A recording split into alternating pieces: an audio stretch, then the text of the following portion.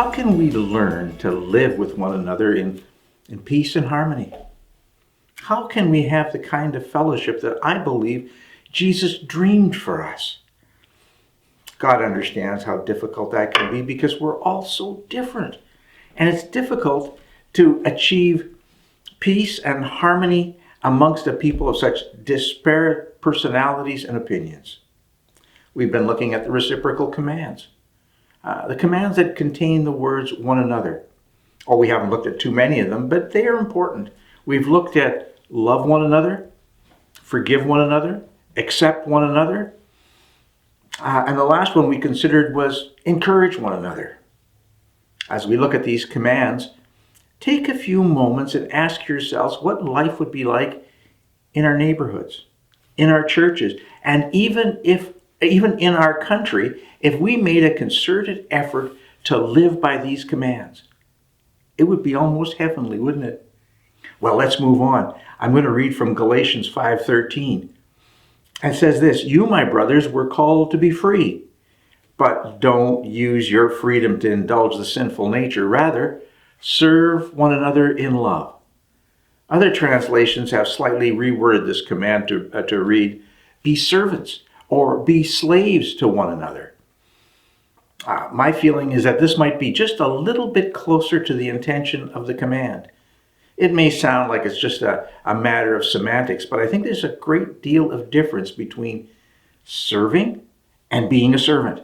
You see, you can force or coerce someone into serving another person, but being a servant, that has to do with attitude. And you can't force a change in attitude. Let's take a look at the beginning of Philippians chapter 2. Here's what we're told. Paul says, "Who, being in very nature God, did not consider equality with God something to be grasped, but made himself nothing, taking the very nature of a servant, made in human likeness." Jesus talked about the world's definition of leadership. You remember it in Matthew 20. You know that the rulers of the Gentiles lord it over them, and their high officials exercise authority over them. Not so with you. Instead, whoever wants to be great among you must be your servant. And whoever wants to be first must be your slave, just as the Son of Man did not come to be served, but to serve, and to give his life as a ransom for many. Not only did Jesus talk about servanthood, he actually embodied it. Do you remember when he washed his disciples' feet?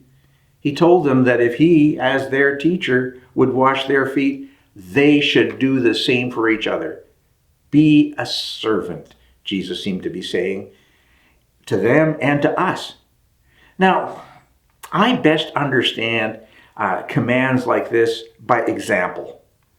Let me tell you a story. Richard Seltzer was a surgeon in Los Angeles. And like many doctors, he took Wednesdays off. But while other doctors played golf or went fishing, Dr. Seltzer went to a local library. Maybe that's why I like him. I love books. And he found a community of seniors that occupied the main reading room.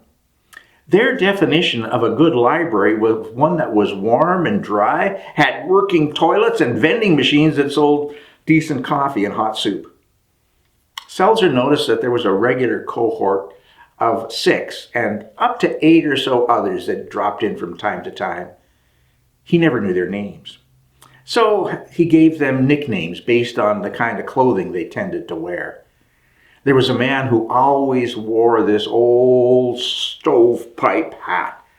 And his nickname was, hey, you got it? Are you ready? Old stovepipe. A woman favored dresses that featured fringes. And yes, her nickname was Mrs. Fringes.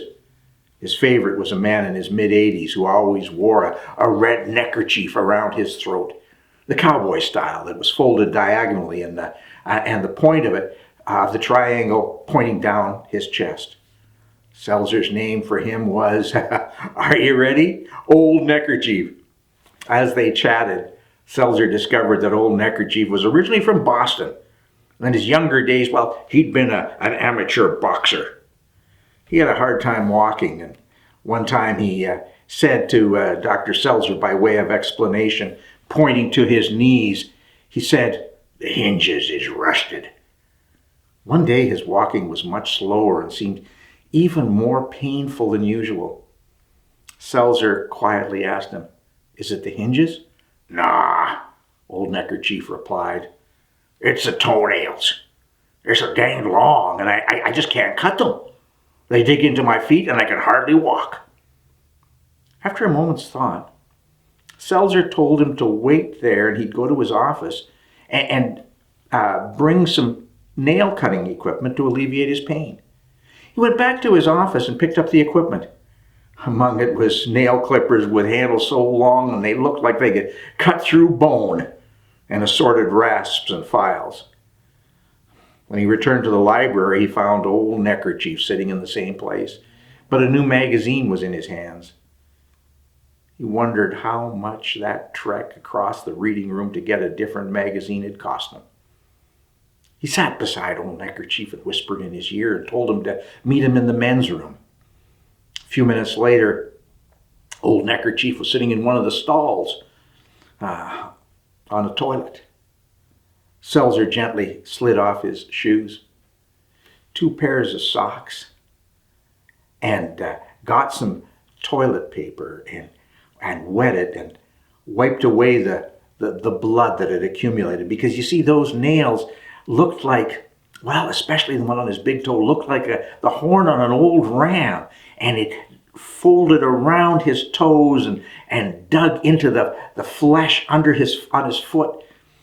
And every step he took, those nails would dig in and cut into his flesh. Each step was painful.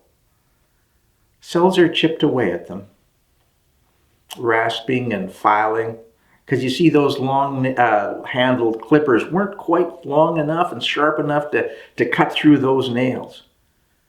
It took him an hour to chip away at those nails, rasping and filing, and finally he said to old Neckerchief, "How are they?" Old Neckerchief took a couple of tentative steps and then said, "You done a Cadillac of a job there, Doc." He next tackled old Stovepipe and his overgrown toenails. He never came to the library without his trusty nail clippers and files. He was faced with a dilemma, however, when he wanted to help the women. Where would they do it? It would be embarrassing for them to sit in the men's washroom, and it'd be embarrassing for him to sit in the women's washroom. He finally decided it was more important to save their dignity, and he went into the ladies' washroom with them. Now, why did Seltzer choose to clip the nails of these senior citizens? He decided that he would be their servant. There's something odd about this ministry of being a servant. When we humble ourselves and serve others, we find ourselves also being blessed. If we pay attention, we may be able to see the face of Jesus in the faces of the ones we serve. Isn't that what Jesus said in Matthew 25? In this parable, at the end of it, in Matthew 25:40, the king will reply, "I tell you the truth. Whatsoever you did for these, the least of these brothers of mine, you've done unto me." And that's my prayer for us, that as we serve one another, that we would understand that we are truly, truly serving Jesus.